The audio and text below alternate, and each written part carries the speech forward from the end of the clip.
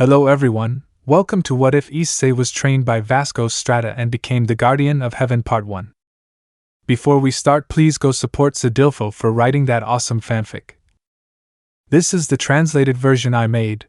There will be some mistake in character's gender, but of course Issei is a male. Issei will be taken by Irina's parents to the church, where he will discover his hidden power that will take him to thousands of adventures, and will return to Kuo City to attend high school, where his past in the church will bring him problems and new adventures in the new alliance of the three factions. Prologue. Kuo City, a city full of secrets and mysteries, but at this moment we will focus on two little children who were playing in the house of one of them. This was a brown-haired boy with a skinny complexion named Issei and a girl with brown hair named Irina. They had been playing all afternoon in the girl's house. They are very good friends because of the friendship of their parents.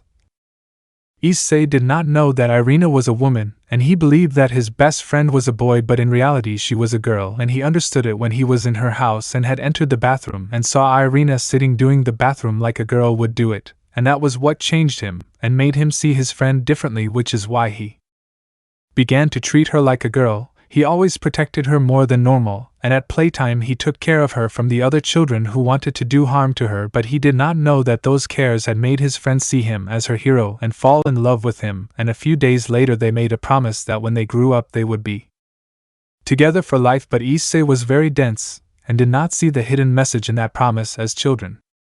One day the children were walking together to their homes, but when they arrived at Issei's house they saw that it was on fire.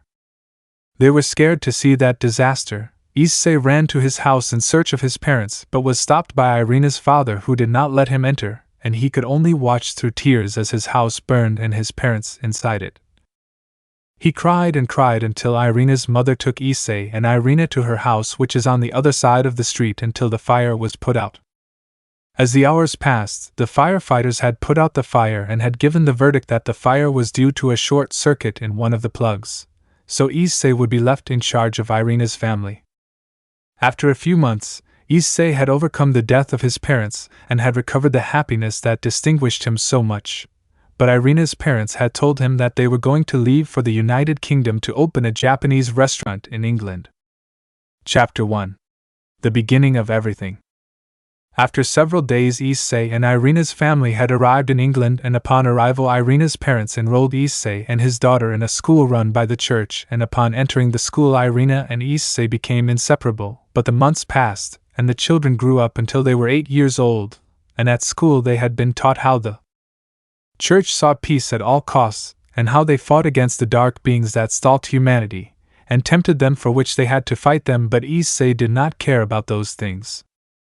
Issei, when I was in Japan and I went to visit my grandfather who was a Buddhist, he told me that sometimes worshipping a deity didn't get you anywhere, so I only had to look at the pretty girls since they are real. He did not understand what his grandfather wanted to tell him, but as he grew up with Irina he saw several changes from her to him. We no longer bathed together, and things that they did together they no longer do. Before, Irina did not care about playing rough, but when she entered school she began to behave more like a girl, and that was when he realized that Irina was a girl, if not a very pretty girl, and that was when his grandfather's words made sense, and he began to see the girls at his school in a different way, and more so his friend Irina. Issei thoughts. Irina had become a very special person to me, no longer as friends but as something, since one day leaving school on the way Irina and I were talking about our new friends, and I said that a girl in class was pretty. And when she heard that she asked me if she was prettier than that girl. At that moment I saw Irina carefully. I saw her beautiful features that she had, her long hair that looked like an angel that had fallen from heaven, with those penetrating violet garlic eyes that she had, and her beautiful face that seemed hypnotizing to me. From one moment to the next I began to blush and could not answer her, but she kept insisting and got closer and closer to me until I told her that she was very pretty and that she did not compare to another. Irina blushed upon hearing that as well and asked him shyly, "Irina, Issei, do you remember the promise we made that we will always be together?" Issei nodded, and Irina was happy and began to jump for joy, and when she stopped in an enthusiastic manner she asked him, "Irina, do you want to be my boyfriend, Issei?" She said it with such an angelic voice and a face that when Issei saw her he couldn't say no, and just shook his head so that he said yes. When Irina saw him she was happy and jumped for happiness, but Issei asked, Issei, but what do the boyfriends do? Irina, well, they hold hands, spend time together and kiss each other on the lips. Hearing that, Issei turned red and took Irina by the hand and ran out with Irina. He didn't know why he was doing that, but he ran to Irina in a small park that was on the way to his house. When the two arrived, Issei looked into Irina's eyes and remembered his grandfather's words that he had told him if a woman declared herself to him. Issei, I love you, Irina, and I want to do kinky things with you when we grow up. Irina saw him very strangely by what he had said and gave him a big slap for the perverted things he was saying and continued slapping him while saying, "Purify yourself, pervert," repeatedly. She stopped hitting him when Issei stopped moving, and after a while of Issei being hit on the floor, Irina began to poke him with a twig to see if she hadn't killed him from so many hits, but in the end Issei got up and went crying to the house, saying that she would stop paying attention to her grandfather's teachings. Irina watched him leave with a smile, and then chased him to ask for forgiveness only if he promised to stop thinking about those perverted things and other women while running after him. Days later at school, several parents from the church headquarters came to do some tests of our attitudes to be able to support the church and to be able to give them a special training to exploit all the potential of the person. The day arrived and they made them do several activities, physical such as running, jumping obstacles, sword handling, and they gave some white stones that if they shone meant that you had an affinity with magic. All the physical exercises I passed with a good score. In the fencing test I could not handle the sword well, and finally my stone did not shine, which would mean that I was not good at magic. On the other hand, Irina had good scores in all the physical exercises, fencing, and finally her stone shone with a strong light, and she was placed as a prodigy in everything and was considered the best in the school. After applying the tests to all the students of the school, they gathered us in the school courtyard. They separated us into groups. When looking for Irina's group, I saw her at the front of the line. In front of her, a tall blonde father with a sword at his side introduced himself as Caesar, one of the best swordsmen in the church. He introduced the priests of the convents that we would join to improve our skills. The priest who touched me was a father named Valper Galilei. I did not take it much into account. What upset me was that Irina was not in my group, and that means that we would have to separate, and that saddens me. That day Irina and I arrived home, and they asked us how we did, and we explained what happened, and they congratulated us for our progress. And that day we celebrated, but we were very sad because we had to separate. Irina's parents noticed that, and asked us about it, and as we did not feel, and we became sadder, but they told us that we would meet again because of our great bond of friendship, and therefore we should not be sad on the last day, since those years that we spent together will never be forgotten, they will be seen. Then I remembered the happy moments that I spent with Irina, and we would waste the little time that I had regretting. Then I took Irina, and we left the house to play and see the surroundings, because it would be the last time. That day you end up seeing the moon on the roof. Irina's parents watched us from the patio, but in the end when we got off the roof, Irina gave me a kiss on the cheek as I came down the stairs and told me that she would give me another when we lived to see each other, and suddenly I lost my balance because of that kiss from Irina, and I fell off the roof. When she saw that, Irina looked out, and seeing me lying on the patio with one hand on my cheek from the kiss, she started to laugh at me. The next day Irina and Issei said goodbye and promised to meet again in the future. They got on their buses and went to their new training convents. But Issei did not know what was going to happen to him in the convent of Valper Galilei. Chapter 2: The Convent. A few days had passed since Issei and Irina's farewell. He had arrived at a convent in the mountains of Switzerland. He did not know where he was. He only saw snow and trees and more trees. When he arrived, he saw some enormous concrete structures more similar to a prison than a convent. When we arrived, they took us all down and escorted us inside the prison. Upon entering the convent, there were several boys who were training with swords and doing test fights while we were taken to a large room where they gathered us all together. We saw several more boys around, and when we were all together, the priest who had brought us to Valper Galileo was standing in front of us. Valper, today I welcome you to the convent of sacred warrior training, where you will learn to use sacred swords, magic, and support the church in its war against the forces of evil. Therefore, everyone will be required to make an effort in their daily activities. So rest today so that tomorrow you will have the necessary strength for training. The priests will show you your rooms and roommates. We all went to our rooms, where they told us when we arrived my room, and when we entered there was already another boy. He was white-skinned and had dull blue hair. He introduced himself as Jack. He was a normal and very nice guy. We became friends very quickly and we started talking about how we got here. The next day they called us to a training court within the facilities. When we arrived there was a priest who taught us basic sword training postures and we began to do the movements taught by the priest while several fathers advised us. Jack and I, seeing that we had quickly mastered the positions that the priest had left us, began to play among ourselves to see who was the strongest, but the priest scolded us and made us do extreme physical exercise by running several laps around the convent in the cold and doing push-ups, squats, and sit-ups all day long. The next day Jack and Issei woke up with a body ache from not being used to so much exercise. A little while later the two were called by Father Valper Galileo upon arriving at his office. Upon arriving they knocked on the door, and there was a nod.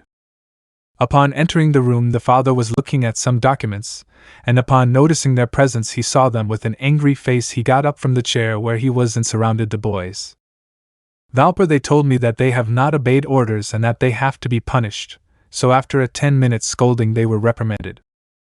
Valper thoughts, I think these kids will continue doing the same thing, so they will be given extra training with other kids who are the same as them and they will be taken now. He left the room and said a few words in the hallway, and after that 2 big, strong men came in and grabbed the kids who were in the hallway and carried them like sacks of potatoes. When we saw him, we wanted to resist, but their strength was greater and they took us to some rooms that were narrower than normal and smaller with smaller beds, and the rooms were more horrible, and they voted us out there. The next day we woke up more tired than usual because the beds were very uncomfortable and could not sleep. They took us out of there to the hallway and several more children came out of the surrounding rooms. They took us all out of there and took us to the training camp, and the training was stronger than usual, and if you finished quickly they gave you more training. Jack and I did not complain about that, but as the days went by we got used to it. But what we did not like about Jack was a blonde boy who trained very seriously, and every time we had to do test fights. Jack and I always went to fight against him, but he always beat us, and we took a great rivalry against him. Whenever we wanted to surpass him he beat us. After a short time we became friends with him. His name was Kibayudo. He was also a boy who had been sent to be a warrior of the church, but shortly after being in that group we saw that several of his companions were taken to a room in the basement where they did not return. That had worried us. One day several parents had arrived and taken several children to the basement. We went secretly behind them, and seeing that they were putting them in a room where they were lined up one by one, our curiosity made us approach the door where the last child had been put. When we opened the door a little and looked through it we saw how a father put a white sword in the child's hands that when it touched the boy began to shine, and then the light grew stronger until it enveloped the boy in that light, and in an instant the boy disappeared into white particles, and the father who was present took out a rhomboid flask. Where the particles entered the flask, Issei being so surprised he fell on his butt, and a dull thud was heard in the hallway. When the father noticed, he went to the hallway while they ran out of there. When he left, the father saw nothing and went back into the room. The boys had run to their rooms when they reached Kiba's room. There they took a breath and reflected on what had happened and were left thinking about what they would do after seeing Jack. I say we escape before we end up like them. Kiba, we can't leave all our friends to that horrible fate. Issei, then we have to make an escape plan so that we all escape. Jack, but it's impossible to get fools out of us before they find out. Issei, then what can we do? Kiba, I believe that the church will not disagree with what the priests do in this convent, so we can send a notice of what they are doing in this convent. Issei, but how are we going to tell those in the church what is happening in this convent? Kiba, there is a nearby village where we can send a letter to the church as a ransom letter. Jack, yes, but how are we going to get to that town? Kiba, one of us must do such a big prank to get kicked out of the convent in order to go to the village and send the letter. Everyone was left thinking how they would do to get kicked out of the convent. Then Issei stood up with a very confident face and walked towards the bathrooms. Seeing that, Kiba and Jack followed him. Upon reaching the bathrooms, Issei went into the girls' bathrooms. Upon seeing that, his friends did not enter with him and just looked at him with bewildered faces. Inside the bathrooms, Issei is inside, and the girls, when they saw him, were paralyzed, but when they saw what was happening they started to scream, and Issei came out of his thoughts when he saw the bodies of his companions and ran out of the bathrooms, and when he ran out he didn't notice the girls who were following him out of the bathrooms when he wanted to stop. He came across a mob of girls who beat him until they got tired and left Issei all bruised. His two friends approached the massacred Issei. Jack, what were you thinking when you did that? Kiba, I think you deserve it. That's what you get for your lust. Jack, we're too young to be thinking about that, Issei. Kiba, I don't know what led you to do that, but with that you will get the attention of the parents to see if that is necessary to give you a punishment to kick you out of the convent for a while. After a while a priest arrived and took Issei from the floor and took him to Archbishop Galileo's office. After a while, Issei arrived at his room and said with a smile to his friends, Issei, they told me that if I did it again they would calm that lust with the scorching cold outside. Kiba, well, your stupidity brought us the good one. Now we just need to make the letter and take it to the town. Tonight I will make the letter and tomorrow we will carry out the operation. The next day Kiba took out a coat and the letter in it, hidden outside so that when Issei was punished he could put it on and go to the village. Kiba, everything is ready. Jack, I talked to some girls so they wouldn't hit you so hard and I explained the situation to them, and they agreed. Kiba, are you ready, Issei?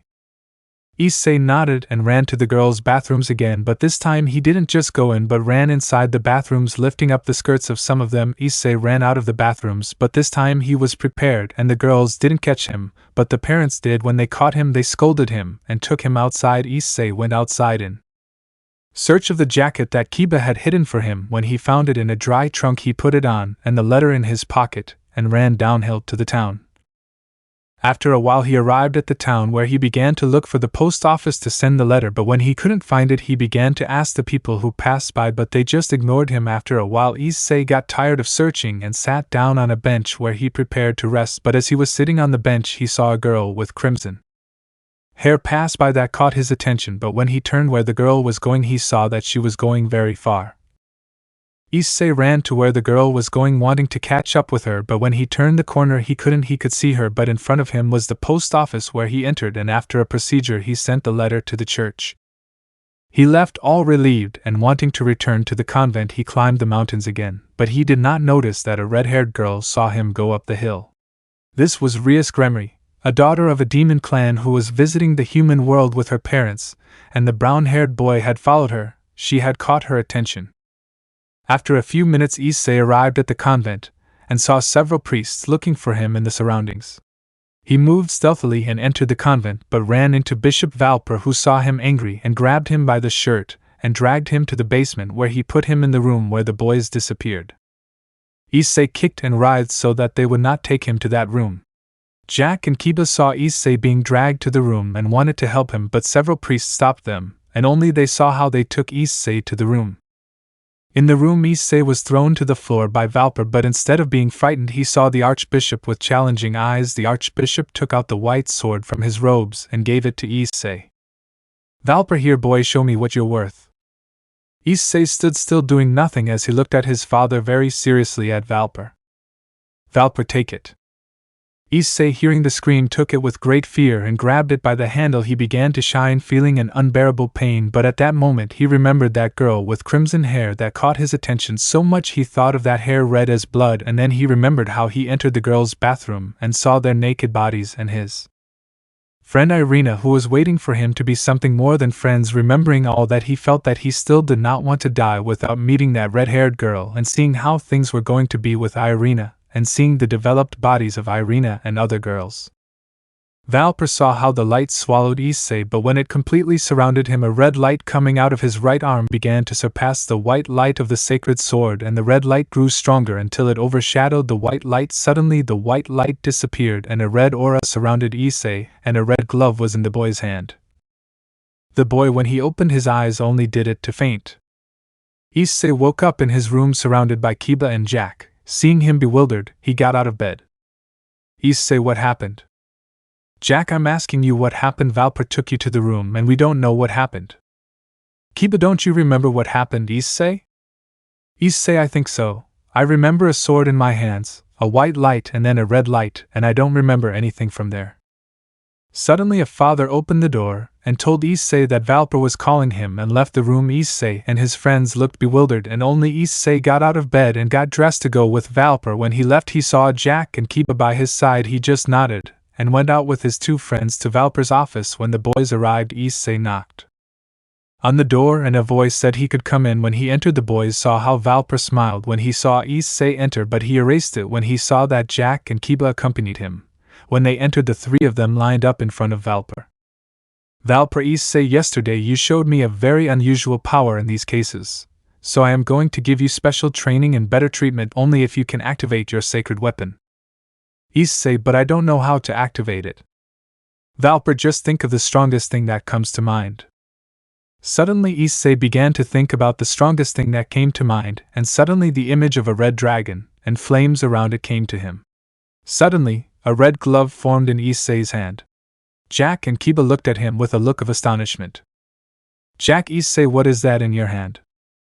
Issei opened his eyes and saw the glove on his hand and wanted to take it off. When he saw that he couldn't, Jack wanted to help him by pulling him from one side, and Kiba looked at him with interest and turned to see Valper. Kiba, what is Issei holding in his hand? Valper looked at him with an angry face. It's a secret gear. It's one of the weapons that God gave us humans to fight against supernatural beings. Hearing that, Issei and Jack stopped trying to take off Issei's glove and paid attention to what Valper was going to say, and seeing that he had the boys' attention. Valper, in this world there are several races of living beings and even gods from other cultures, but in ours there is a war between the 3 factions: the demons, cruel beings full of sin and bringers of calamities; the fallen angels, treacherous beings who rebelled against the principles of God and only seek to satisfy their needs; and the angels, pure beings who only want good in the world, but their kindness drives them to mediocrity to think that all beings have something good in their being. For this reason the Church is the sword of heaven. For this reason we must punish the dark beings. For this reason my duty is to create powerful warriors, but the Church opposes. Therefore Issei, as a carrier of secret gear, will be a great weapon of the Church against evil beings. For this reason I will train you to be stronger, to fight for and for the Church. But as I see that your friends support you, they will also be trained with greater rigor. For this reason tomorrow their training will begin, for which today will be a free day for you. Rest for training. The boys left the office and came out with many questions, but they could not be resolved.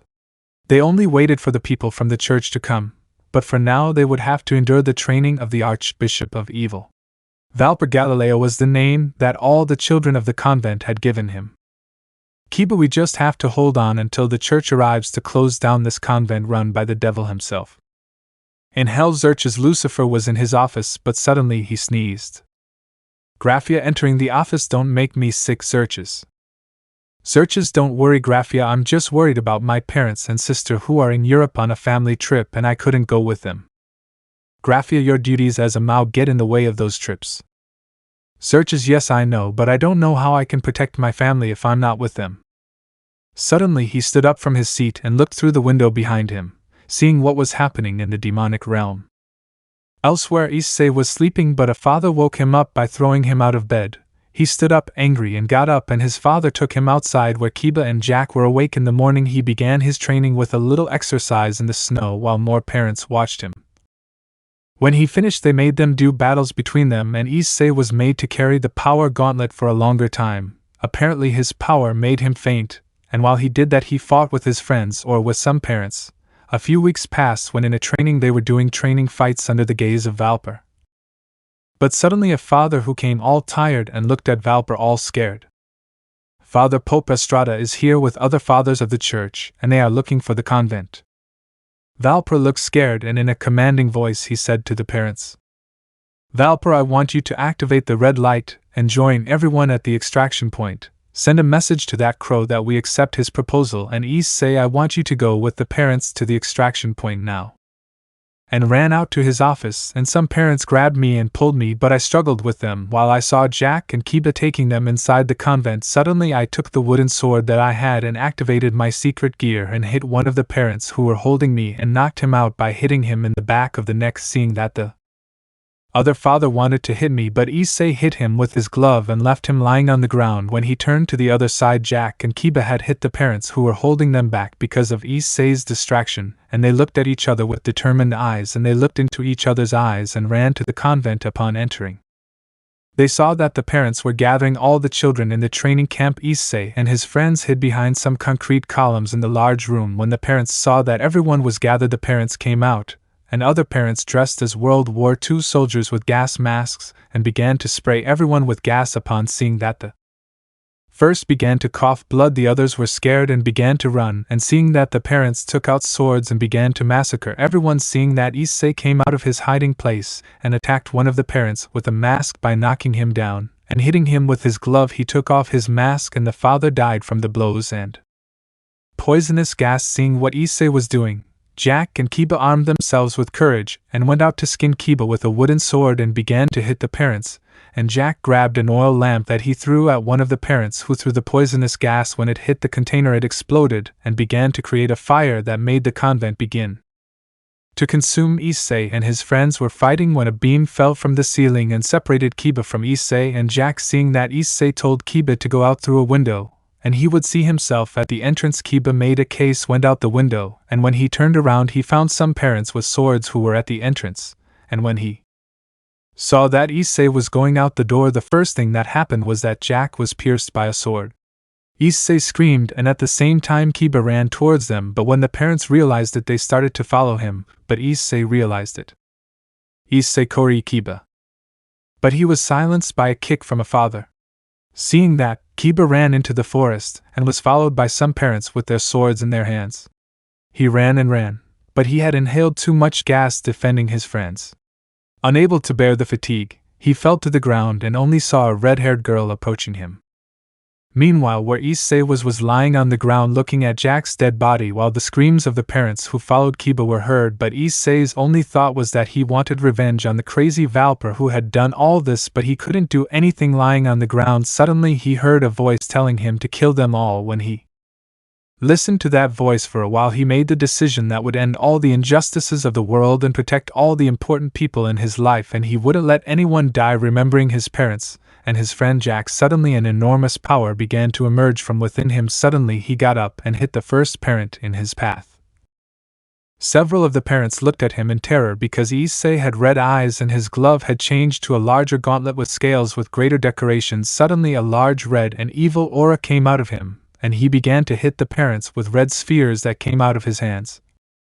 With unbridled fury he hits all the parents with great speed, all the parents with those spheres in their stomachs that killed them instantly. Seeing his anger calmed, he approached Jack's inert body and hugged him, crying next to him, when some footsteps came from the forest. Upon hearing it, Issei threw a sphere of power, but a sword made it deviate and crashed into a tree in the forest, and a large man came out of the shadows of the forest. Upon seeing him, Issei launched himself at him with intentions to kill. When he hit his hand with the large hand of the large man, he stopped him, but at that moment Issei felt very tired and fainted, but before falling to the ground the man grabbed him and held him with his hands and saw the back of the great convent full of flames. The father saw him and told the parents that he came with him to look for survivors, and several fathers entered the place with flames, while the large man held Issei.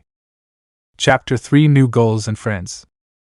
Issei woke up in an unknown room. When he got out of bed he walked to the window where he could see a new convent where many nuns and priests passed by.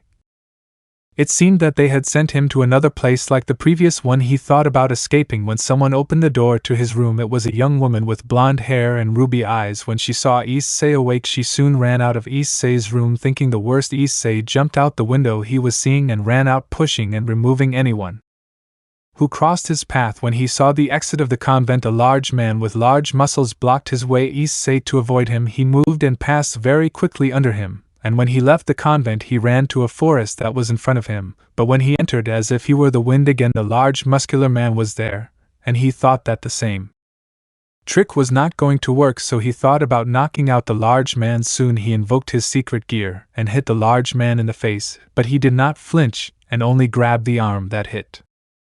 Vasco, what do you have here, kid? Issei, what do you care? Let me go and let me go, you damn murderer! Vasco, I don't know what you're talking about, boy. I didn't do anything to you. I just wanted you to calm down, and I'll explain to you what happened in that convent. Issei stopped kicking and Vasco Strada put him down to the ground to see that he was not doing anything and began to talk to him.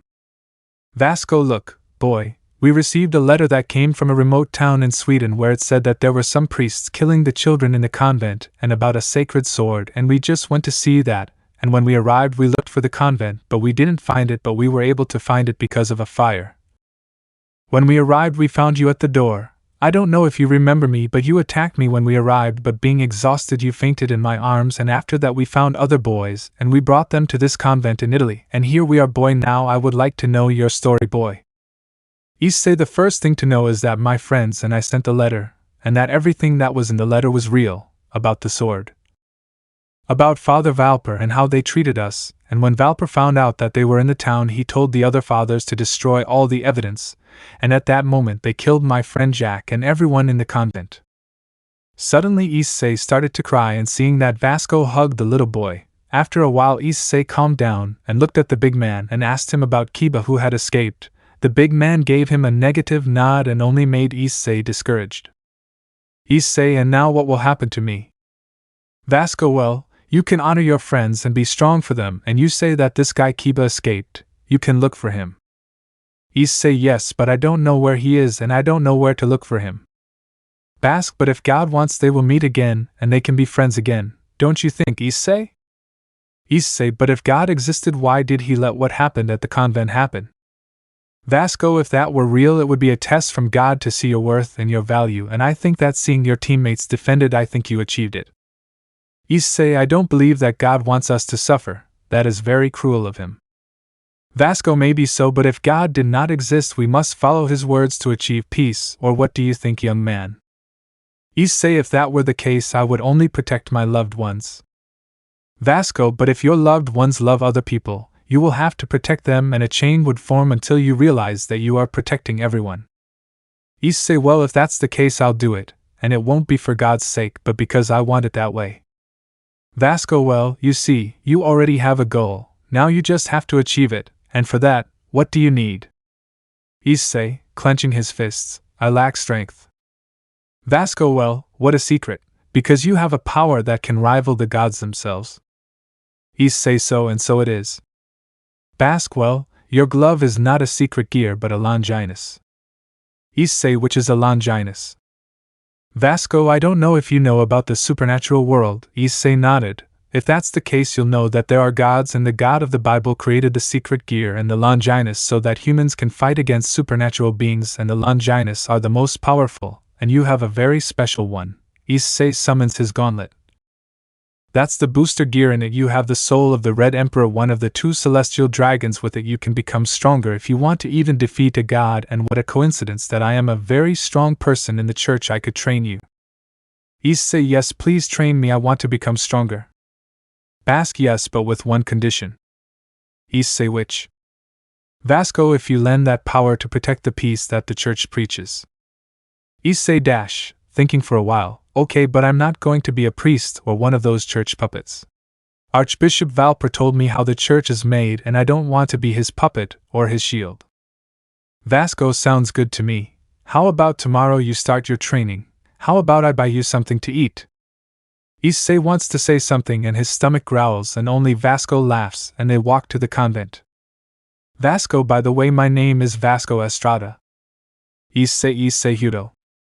Upon returning to the village, Vasco and Issei ate, and then took him to his room. The next day, Issei was sleeping, but suddenly he felt someone throwing him out of bed. He stood up all angry, and when he saw the old man he just made a face. Vasco, come on Issei, don't be lazy, today begins a day of training, the day is young and you too. Issei spent the whole day running with Estrada when he saw the old man's great body that ran much faster than him, and he knew that the old man was an old man because he had told him that he was more than 80 years old, and Issei was surprised to know his age, and it only gave him more desire to train and not be surpassed by an old man. He had spent the whole morning exercising, and in the afternoon he had practiced fights. Although it was training, old man Estrada hit hard. He had beaten Issei, and he came out all bruised. But suddenly Estrada, who was very hurt, left for a while and returned with the blonde girl who had entered Issei's room the day he woke up. Bask, I introduce you to Asia Argento. She is a nun from the convent who has a healing type secret gear. Asia, nice to meet you. I'm Asia Argento. Issei, I am Issei Hudo. After that, Asia brought her hands where Issei was hurt, and a green light came out of them, and little by little he began to feel better, and his wounds faded away in a moment. When he was healed, Vasco Estrada challenged him again, and Issei accepted him, but at the end of the day it ended the same, and Asia had to heal him again, and she had to help him go to his room. When Issei arrived, he lay down and fell asleep, but after a while he woke up because he was hungry. But when he got up, he saw Asia come in with a tray of food. Issei looked at her with puppy eyes since Asia was his savior. Asia gave him the food and he started eating. Issei, thank you very much, you are very good, Asia. Asia, Pope Estrada thought that after training you would be hungry, and I went to prepare something for you. Issei, you prepared this, Asia, you cook very well. Asia, thanks, Issei-san. Hey Issei, can I ask you a question? Issei nodded. Asia, why do you train with Father Estrada? Issei, I want to become stronger to protect my loved ones and my friends. But you know, with the kindness you showed me, you are also my friend, Asia. From that time, Issei went to the convent school with Asia in the mornings, and in the afternoons he went to train with old man Estrada, and Asia went with him to heal him after receiving the beatings he gave him. As the months passed, Issei met the other survivors of the Valper convent, better known as the Bloody Convent. Of that event, only 4 people had been rescued. One of them was Mary, a thin girl with wavy brown hair with a personality a bit like a mother towards the other boys, and more to Wilson, a restless boy with black hair. He was the one who got together with Issei to do mischief in the convent, and Mary scolded them and Asia healed them from the blows that Mary gave them. The other girl, who apparently had a secret gear that activated it at that moment, and was trapped in a glass dome, and nothing is known about her. The months stopped and Mary and Wilson joined the training, but old man Estrada put me in another training to activate my booster gear, improved my ability, increase that doubles my power, but after 10 seconds another one is heard, and it was hard for me to bear another increase, but until now I can only bear 8 increases. After that I faint, and Asia, who is nearby, took care of me. One of those days a person arrived that we had never seen before and spoke to Estrada, and after that he approached us and told us that we were going to go tomorrow to the headquarters in the Vatican, and we would all go who were in the Bloody Convent, and he left, giving us the day off to say goodbye to Asia. That day we all got together and had a farewell dinner where we thanked Asia for all the times that Asia helped us. At the end of the training, Mary and Wilson left a little early, leaving Asia and Issei alone. Mary will leave you guys. Just remember, Issei, tomorrow we leave at 7 in the morning, and if you're not on time I'll go and wake you up, she told him with a flat smile. Wilson, don't be mean to pretty Asia because you'll have to deal with me. And they left them alone in a somewhat uncomfortable environment between them. The worst thing was that they were in a romantic environment with a table in the moonlight, with a table with candles and with food made by Asia. Issei, well Asia, I wanted to thank you for everything you've done for me these past few months and how nice you've been to me. Asia, it was nothing, Issei. You always helped me at school and encouraged me to improve, and because I was healing you, my skill with my secret gear has improved. Issei, laughing at all the times Asia healed him. Well, I think I'm leaving now, because if not, tomorrow Mary will kick me up. When Issei leaves, Asia runs quickly to him and gives him a kiss on the cheek. Asia, thank you, Issei, for everything we've been through and for seeing you gave me more determination, and that's why you are a very special person to me. After that Asia ran and left from there, leaving a dumb Issei for the kiss given, and went to his room with a hand on his cheek where Asia gave him the kiss. When he arrived, he just threw himself on his bed and fell asleep. At night in Issei's dreams, suddenly Issei saw himself in a place on fire. He was all confused, but suddenly a red dragon came out and roared at him. After that he woke up sweating, and when he saw the clock he realized that it was already going to be 7, and he ran to get ready. Issei was with his friends Mary and Wilson at the exit of the convent with Vasco Strada, who was carrying the girl sealed in a huge crystal, and he did not look tired by that enormous object wrapped in holy cloths, and also several nuns were saying goodbye to them, like Asia, who hugged Mary Wilson, and seeing that Issei was a little sorry for what had happened yesterday, and Asia was the same, but suddenly someone pushed the two of them, leaving them face to face, and they gave each other a big hug. At the end they separated, and Issei summoned the booster gear and tore off one of the scales from his gauntlet and gave it to Asia. Issei, this will always remind you of the good times we had. Suddenly a bus arrived and everyone got on and said goodbye to the nuns and Asia. When the bus started, Asia stood on the road and shouted at them. Asia, I will never forget them. Chapter 4: The Church. A few days passed since Issei and his friends left that convent in Italy, leaving their friend Asia, accompanied by His Eminence Vasco Strada, had arrived at the headquarters of the church in the Vatican. Upon arriving in a truck that had picked them up, some fathers arrived. Upon their arrival, they unloaded the frozen girl in that prison that she had made to protect herself from that bloody situation in the so-called cursed convent, which me and my friends, when getting off the truck, we all followed, and Estrada, who guided us through the church facilities. On the way, Mary and Wilson saw Issei very distracted. "Wilson, what's wrong, Issei? You seem to think a lot, and that's not normal for you." Issei, a little annoyed by the comment, looks at him with an angry face, but he was thinking about the red dragon he saw in his dreams the day before that intrigued him so much. "Mary, maybe you're thinking about a certain blonde nun who is very close to a certain boy." Smirking face. Issei blushed a little at that comment, but when he wanted to refute it, he heard a voice from the big man in front of them. "Estrada should stop playing and pay more attention. We are going to enter the facilities of the exorcists, and those who aspire to protect humanity from supernatural beings." Suddenly Estrada pushed a large door in front of them, and upon entering they saw several mothers, fathers and people in combat suits going back and forth in a large room with receptionists giving missions to the exorcists. We passed that room and entered another one next to that same one, where upon entering we found ourselves surrounded by several people, some very old and others very young, but they all had nun habits or priest clothes, and upon entering everyone stared at us. We all stopped, but Vasco Strada took a step forward. "Estrada, Costa Rican Church Council, I come to present the case of the bloody convent." For an hour Vasco gave his report to all those people of what had happened with all the details, and he did not hold back any of them. Many of those men asked him questions, and he answered them after a while, clarifying doubts. One of them spoke, giving Valper Galileo as a renegade father who will be sought to serve time for his inhuman acts towards children. After that, Vasco Strada said something else that took me out of my thoughts. "Strada, for another reason I found the red dragon." "Random, Dad, I can tell he's one of the guys that's with you now." "Strada, you are right, Pontiff, but since I want these boys to grow up to be strong exorcists, and I don't want one of them to be left aside, I'm not going to tell them, just so they can give each of them proper training." "Random, father with a bad face, very clever, Vasco, but if we do a test right now we will be able to know which Secchiudi." "Strada, as you wish. In their eyes they only see very vain things and not how they are in reality."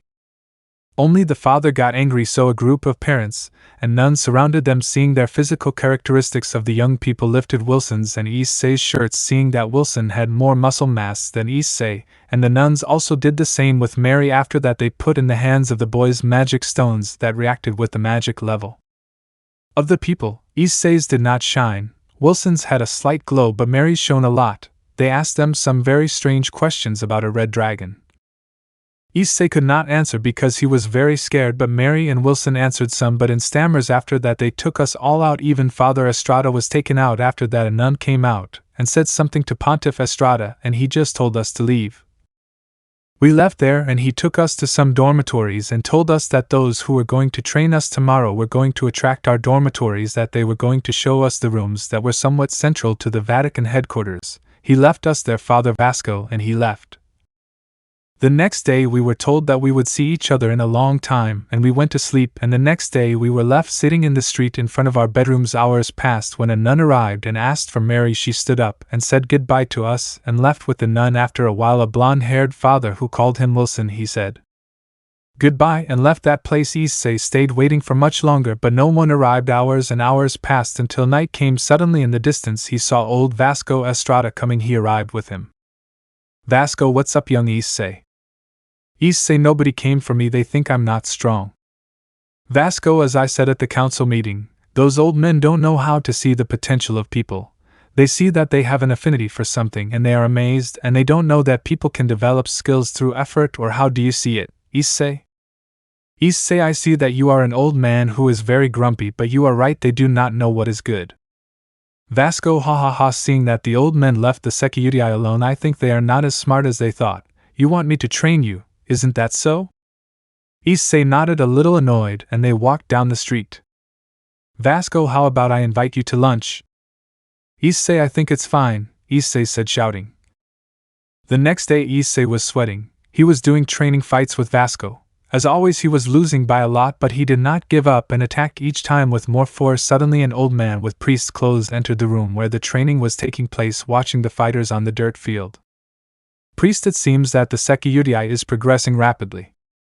Issei and Vasco stopped fighting when they saw that the father saw them. Vasco left the training and went in front of the priest. Vasco, I knew I couldn't fool you, Solomon. Solomon, I knew you were up to something, you old fool. Vasco, what's wrong with you, crazy old man? Suddenly Issei approached, a little confused about how the two old men were getting along, and when he saw that Vasco was close, he put him in front of him. Vasco, I introduce you to Issei. He is the current Sekiyutai, a promising exorcist. Issei, I introduce you to Solomon. He is a friend of mine. He is a great father and one of the best trainers against demons. Did you know that he was able to kill a high-class demon and get out of hell alive? Issei, seriously, and how he did it? He must be very strong. Solomon, well, young man, the demons' greatest weakness is their arrogance, and if you attack them from that angle you can kill them being stronger than you. But changing the subject, why did you call me Vasco? Vasco, the problem is that the old men of the council will give me many missions to get closer to Issei and be able to control him at will. Issei, even if they try, they won't be able to control me or fool me. Vasco, Issei, you are very young and you do not know the tricks of those elders and what they are capable of doing for having so much power. Solomon, I see, and since he is the Sekiyutai, they will keep him on their side, right? Vasco, that's why I want you to train him when I'm not here. What do you say, Solomon? Solomon, well, the problem is that I can't train him.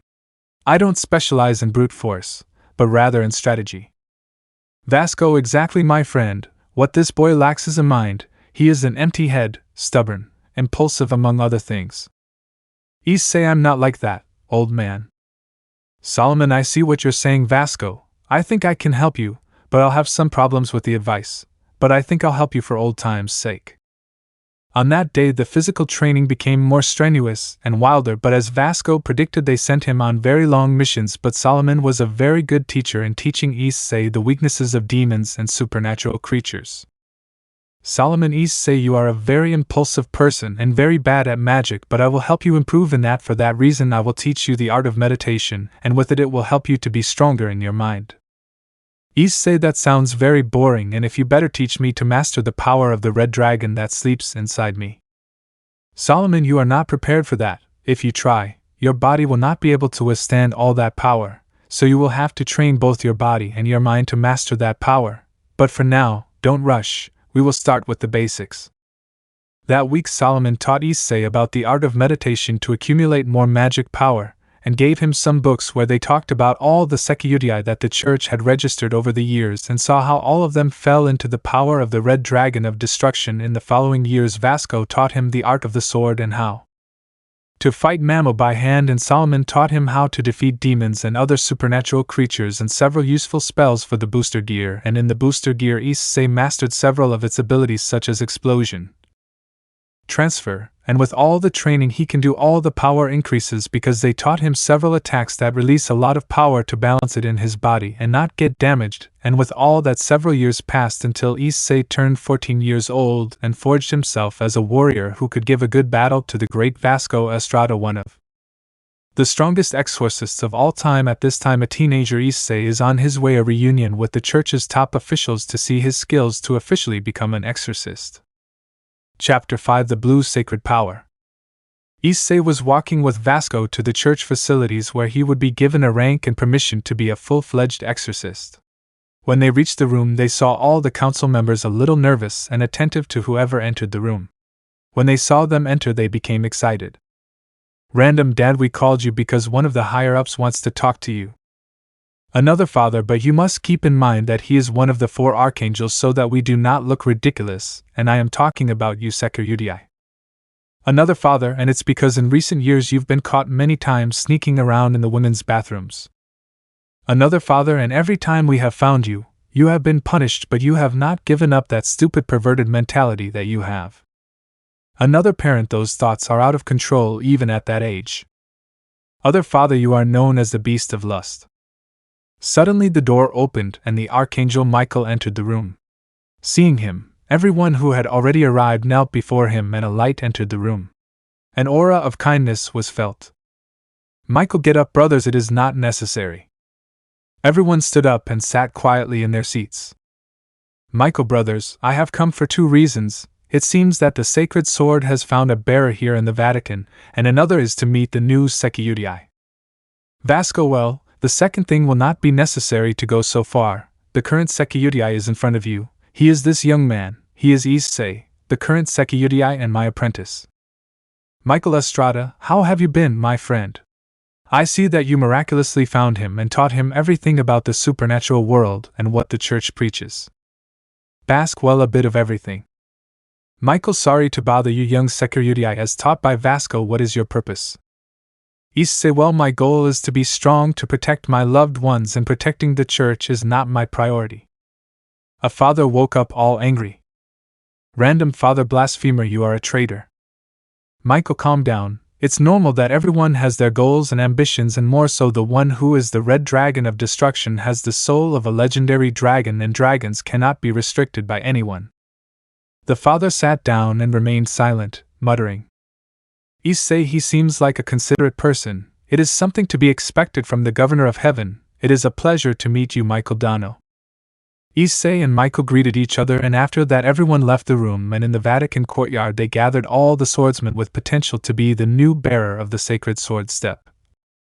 All the council members came out and put all the applicants in front of Michael. Among them was Wilson. In these years he had become a very talented swordsman, and at that moment from a magic circle made by Michael a sword came out. After that the sword began to move everywhere among the applicants, but suddenly it returned with great force towards where all the parents were, but suddenly it stopped in front of Issei, and seeing this Issei took it in a hesitant way. Michael, it seems that the sword chose its bearer. Thank you for your participation and return with God's blessing. After everyone left, Michael turned around to grab Issei and looked at him with a simple face. Michael, you are full of surprises. Sekiyutai, that a dragon-killing sword chooses you is something very contradictory for you, don't you think? Issei, it seems strange to me, but since I can train with her, her dragon-killing aura can harm me. Suddenly the booster gear materialized and a voice was heard from the green gem. Drake, I think if I synchronize my aura with that of the sword you will be able to use it so that it does not harm you. Michael the Red Dragon, nice to meet you, and how long since I heard you speak? Drake, young Michael, long time no see, I think the last time I saw you was in the War of the Factions. Michael, yes, Red Dragon Dano. Drake, Michael, let's stop formalities. We are biblical beings, and now that my bearer is in your faction I would like to get along with you. Michelle, you would like to know how strong white is, right? Drake, clever as always Michael, but I would like to know how strong the white of this time is. Michael, well, according to what I know, he is the strongest of all known. Drake, it seems that it won't be easy now. I would like them to give more training to my carrier. Issei, more training, but I have trained a lot now. I need to have more experience to face the white. Drake, don't be reckless. If you meet the white guy we could fight to the death. Michael, you're right, Drake. If you throw yourself at the target like that you'll end up dead. Vasco, for now you will have to learn how to use your new holy sword at a glance. Michael, for that I would like you to go to the outskirts of Rome to be able to train with Griselda, one of the best exorcists, and who is training the new bearer of Durandal, one of the 3 sacred swords, and so you can have an appropriate training partner. Vasco, I think that's perfect, so you can get stronger and get away from the headquarters for a while so you can't cause any more trouble in Rome. After that Issei went for his things and Vasco took him to one of the nearby cities of the headquarters in Rome. It was a town in the mountains a little big where on a hill there was a church. Upon arriving at the church they heard as if metals collided inside it.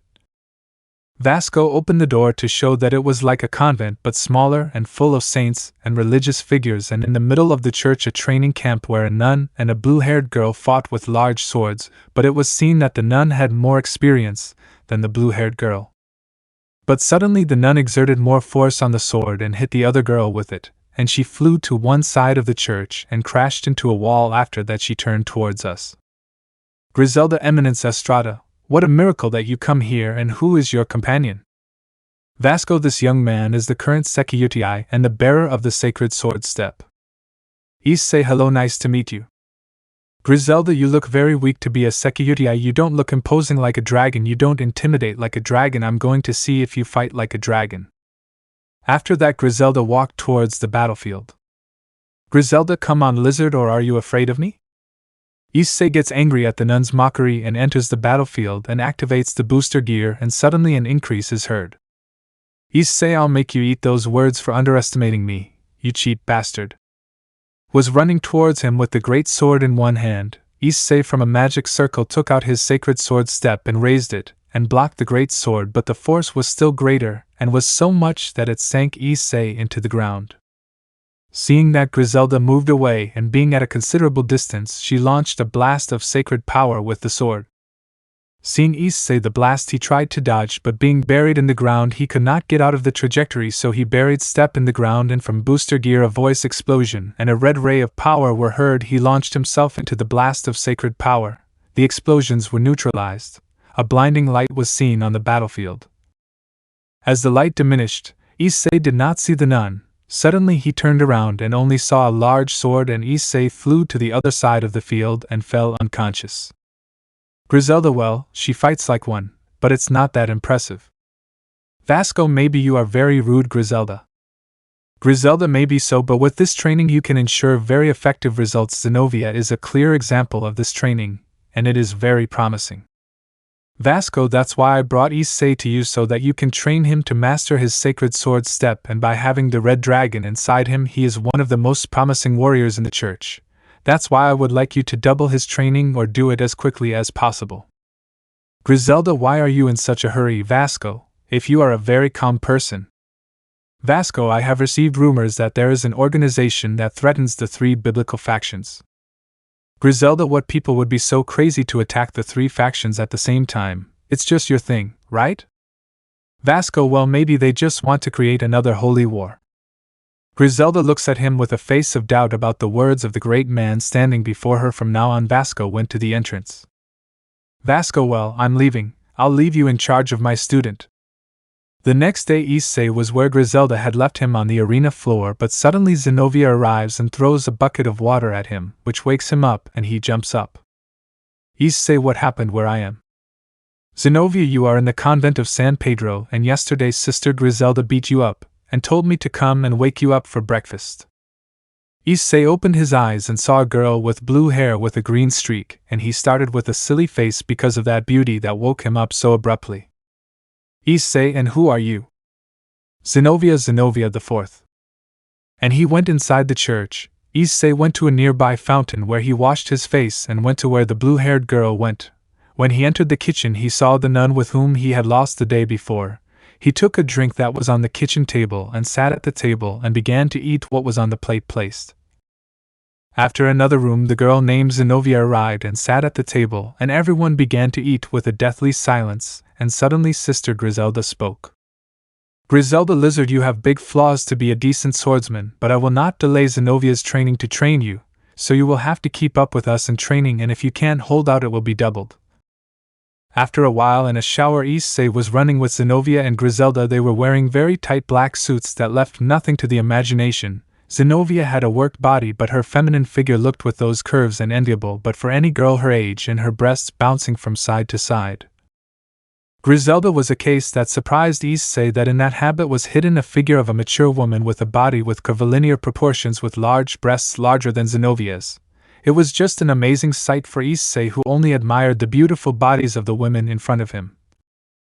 Suddenly Griselda and Zenovia felt a chill behind them. When they turned around, they saw Issei staring at them. They got angry, and Griselda scolded Issei for seeing them with sinful ideas. After that, the training became harder than normal in fights with Zenovia and Griselda. The two fought very well, but Griselda's experience was more noticeable. But little by little Issei adapted to the training, and little by little he could fight at Zenovia's level, but he still had a long way to go to reach Sister Griselda. But in the time of being with them, Issei learned to live with them and more with Zenovia, since they had many things in common. Apart from that, the two have sacred swords the two specialized in attack, and over time they became very good friends and comrades in arms.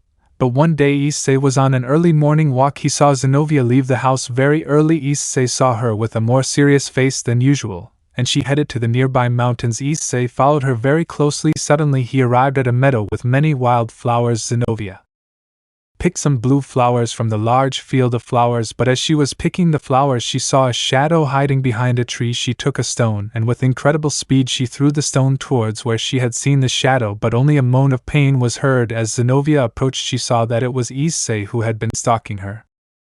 Issei, hello Zenovia, what are you doing in this place where I was training? Zenovia looked at him with an angry face. Issei, it's okay, I saw you leave the house and I followed you here. After that Zenovia smiled with a happy face. Issei, since you came here Zenovia? Zenovia, well, I haven't told you, but I was an orphan who came to the church, but Sister Griselda took me in and gave me her last name. At first it seemed strange to me that I was a stranger and even more of an orphan, but she told me that my parents were exorcists and very good ones, and that they were very good friends of hers, and that by having that friendship with them she saw me as her little sister. That's why she trained me and took care of me. After a short time she realized that I had a great affinity for swords, and that's why I was given Durandal, because I was very compatible with her. Issei, while talking to Zenovia, did not realize that he had entered the forest where there was a cross with some names engraved on them, where Zenovia approached and left the bouquet of flowers that she had gathered in the meadow and put them on the grave. Zenovia, I never met them, but I would have loved to see them and know what it feels like to have a family. Issei, it's good to grow up in one, but losing them is the worst thing that can happen to you. Issei tells him the story of how his parents died in an accident. Issei and Zenovia came out of the forest thinking about their pasts. Well, Issei was thinking about girls' bodies, but suddenly Zenovia stopped and stood in front of Issei. Zenovia, hey Issei, your dream is to become strong to protect your loved ones, right? Issei, if that's how it is, why? Zenovia, because I would like to be one of those people in your life, with a blushing face. Issei, but if you are one of them, you are one of my best friends. Zenovia, no, Issei, I don't want you to see me as a friend, but as something more. Suddenly Zenovia approached Issei's face and gave him a kiss on the cheek. Issei turned red when he saw what Zenovia was doing. Issei, Zenovia, what's wrong with you? A mosquito bit you. Zenovia, well, thinking that my parents died because they were too weak, and knowing that you are one of the celestial dragons, I know that you will never die and our children will be born with a dragon aura and will be very strong, and that way I will be able to know what it feels like to have a family, and without fear of losing it. Issei, what ideas do you have, Zenovia, to reach that conclusion? We are still too young to think about that. Zenovia, don't you really love me, Issei? Or am I just not woman enough for you? Issei, it's not that, Zenovia, you are very pretty, and I like the way you are, but you don't know me and I don't know you, so we don't know if we can go out. Zenovia, then you don't love me. Zenovia turned around and walked away. Issei thought about what Zenovia had said and just thought that he couldn't reject a lady who confessed her feelings to him in her own way. But he did. Then Issei saw Zenovia's body and didn't think twice. He got up, grabbed Zenovia's hand, pulled her towards him, and kissed her on the mouth. Issei and Zenovia separated from that kiss and looked at each other, and Zenovia with a doubtful face says to Issei, Zenovia, and now how are we going to tell Sister Griselda about our relationship? When the two of them arrived at the church holding hands, Griselda, seeing this, invoked her sword in a second and disappeared and appeared in front of the teenagers and hit Issei with the great sword that sent him flying and crashing into a wall of the church. Chapter 6: A Fight for Love. Issei was coming out of the rubble where he had crashed due to the blow that Sister Griselda had given him. Issei, why did you do it? Griselda, why are you and Zenovia holding hands? You two pubescent boys are horny? Zenovia, but we're not doing anything wrong, sister. It's just that Issei and I saw that we weren't that different apparently, and we decided to start a love relationship. Griselda, we're swimming for that. It's not a reason to be a couple. You're just carried away by the hormones of youth. That's not love, it's just coincidences between the two of you. That's not for you to be a couple. And how do I know that you're influenced by the aura of the red dragon? Issei, what does my dragon aura have to do with this? Griselda, as always, you never know anything.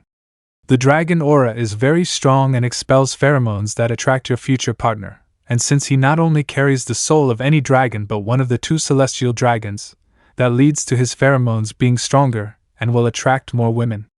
She is willing to share Issei with other women. Do you think that is love, or is it just something temporary? Zenovia. Zenovia, I know it's love because I feel it in my heart. We are both so alike. We suffer the same and think the same, and if necessary I will have to go over you to be with Issei. Issei, Griselda, why don't you accept our relationship? We both understand each other and love each other.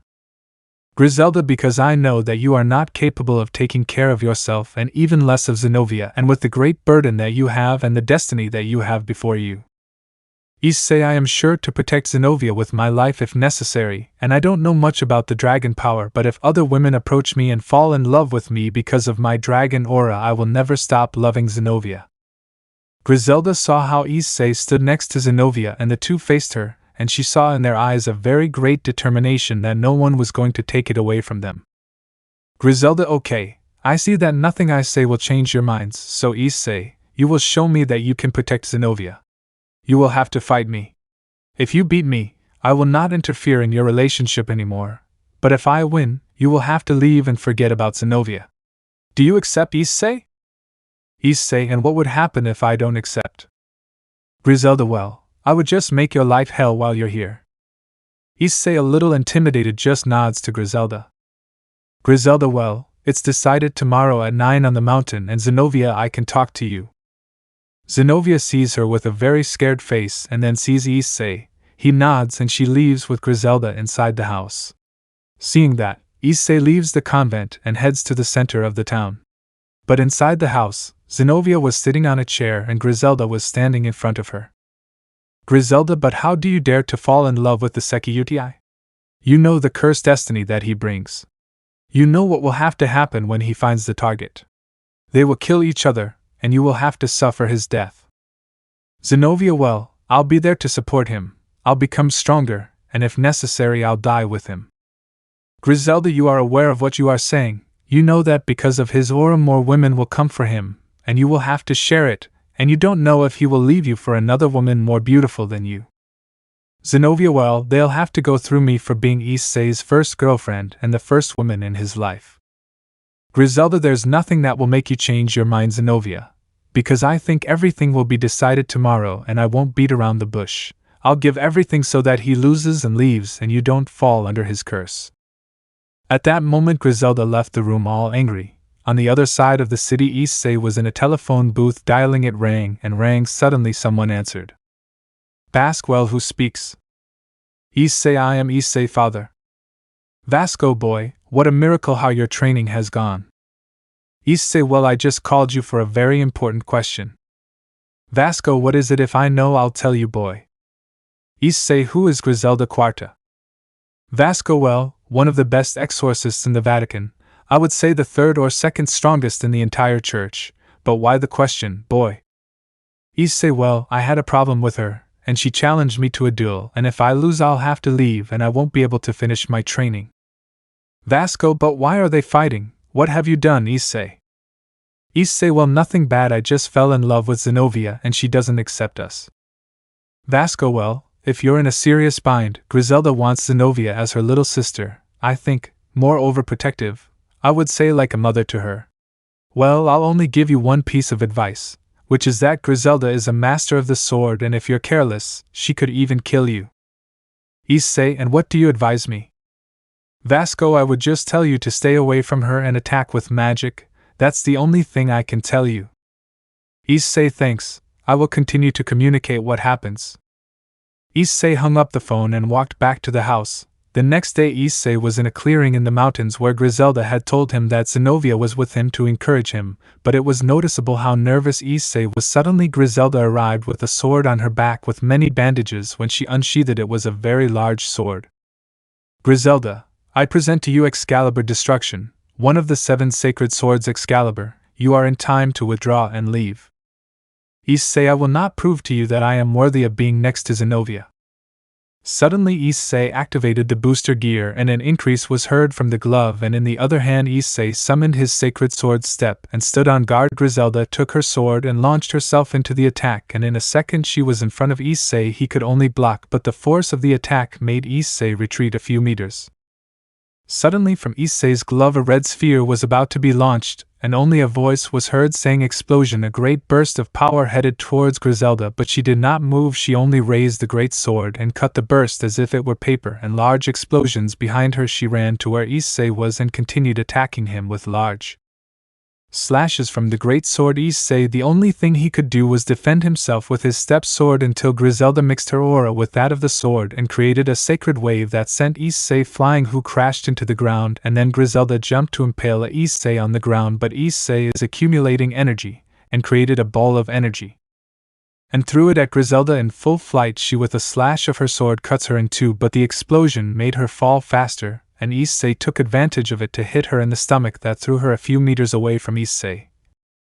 She just looked at him with an angry face and attacked Issei, but Issei transferred his increases into his sword, and his aura of destruction of Issei increased a lot to face Griselda's sword, and the blows that collided sounded like bells colliding with each other, and so they continued hitting and receiving blows until a clash between them made them retreat a few meters between them.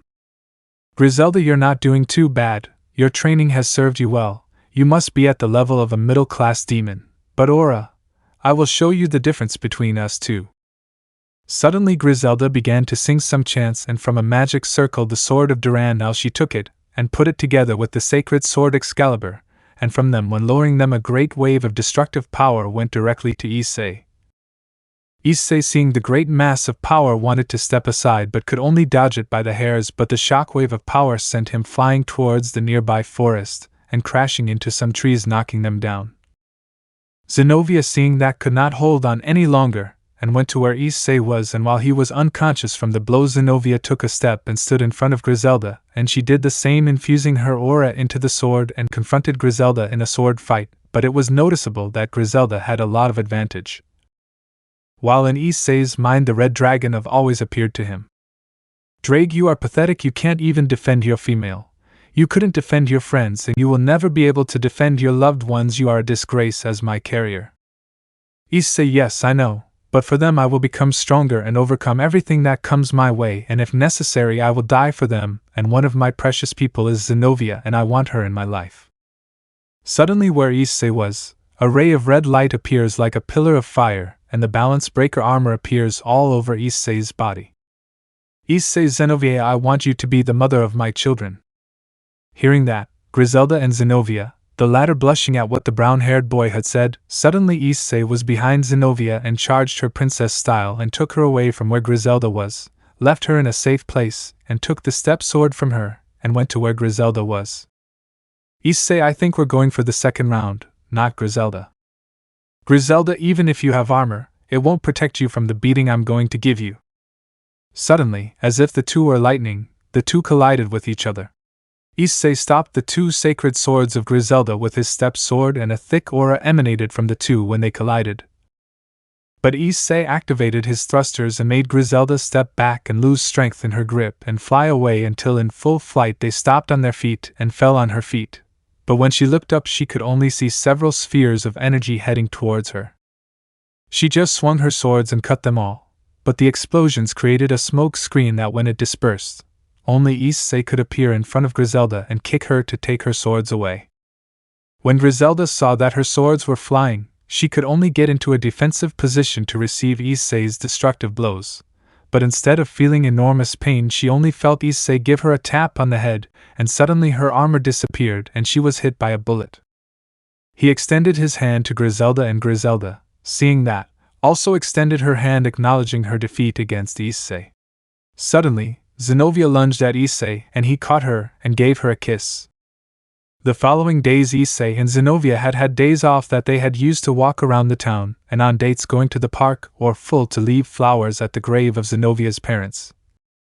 Griselda had already accepted their relationship and let them leave early at 2 of their training, and so they continued for a month, but everything changed when a letter arrived from the Vatican that they wanted Zenovia to go to Italy to pair up with a young promise from there who was also a bearer of a sacred sword and who carried the sacred sword Excalibur Destruction, and that Griselda and Issei go to the main headquarters to be put on missions since Issei had finished his training and was needed in the main lines. A day before everyone left for their destinations, Zenovia and Griselda sealed the sacred sword Durandal in a pocket dimension for Zenovia to use as an ace up her sleeve. That day everyone had already packed their bags for the trip that the next day would begin. Everyone had already gone to sleep. Issei was in his room when suddenly Zenovia entered with a very daring outfit. Issei was paralyzed because she was only wearing underwear, and showed her body. Issei, what are you doing, Zenovia? Why are you like this? Zenovia approaches Issei very provocatively, who was lying in bed until she arrived and climbed on top of Issei. Zenovia, as our last day together will be and I don't know when we will see each other again, I would like to give you a farewell gift. Lemon skipped. The next day Issei woke up with a sleeping Zenovia next to him. He saw how beautifully she slept. He hugged her with one hand and with the other he caressed her blue hair. When suddenly he realized that she had a blue mark on one of her breasts. When he looked at it more closely he saw that it was the mark of the Sekiyuti. Suddenly the booster gear materialized in his hand, and suddenly a voice was heard. Drake, don't be scared, it's just a mark that dragons leave to mark their females after having sex with them. That mark appears and you will know with it if she is okay. Issei, I see, but why is it blue? Drake, because it is the color of her scent and dragon aura, because now that you were with her you gave her a bit of your dragon aura and that is why she is stronger than she was before. Suddenly Zenovia woke up in Issei's arms and happily gave him a kiss on the mouth and saying good morning to him. Issei also said good morning to her and explained to her about her new mark and what it entails to have it. Instead of getting angry for being marked as if she were an object, she became happy because that way they would have a way to remember Issei. At that moment she remembered that if Griselda found them together in a bed naked and with that mark, she would get very angry and could attack Issei again. At that moment, Zenovia stood up and got dressed, and before leaving she gave Issei another kiss and went to her room to fix her last things before leaving for Italy. After a while Griselda and Zenovia were waiting for Issei at the entrance of the house. Suddenly he arrived with them and their suitcases. Upon arrival, there was a taxi that would take Zenovia to the airport to board a plane to Italy. Zenovia, I think this is goodbye. Issei, but it won't be goodbye but a goodbye soon. From Issei's bag he took out a small green gem and gave it to Zenovia. Zenovia, and what is this? Issei, Drake told me that it is a communication gem that is linked to the seal, and so we can talk even if you are in another dimension. I will be able to communicate with you. Zenovia put it in her pocket, and gave Issei a kiss that lasted a long time and then ran to the taxi, and when she was up there she said goodbye to Griselda and Issei. After Zenovia left, Griselda told Issei. Griselda, what label were they talking about? Issei, all nervous one who taught me communication, Drake. Griselda, okay, we'll just wait for Dilio to take us to the headquarters. Issei, who is Dilio? Suddenly I arrived in a black car with a blonde man inside it, all smiling. Dilio, hello Griselda, we're leaving. Griselda, why are you always late? Dilio with a sad face, haha, I can't leave without knowing the flavor of the town where you live. Let me tell you that they cook wonderfully. At that moment Griselda just made an angry face and got into the car, and Issei also got in with his suitcases. Dilio started the car and they went to the headquarters of the church in Rome. Let me know in the comments below if you guys want the next part. Also check out my other video that has been shown and left. Thank you for watching. If you enjoyed this video please like and share this video. And have a fantastic day. Bye.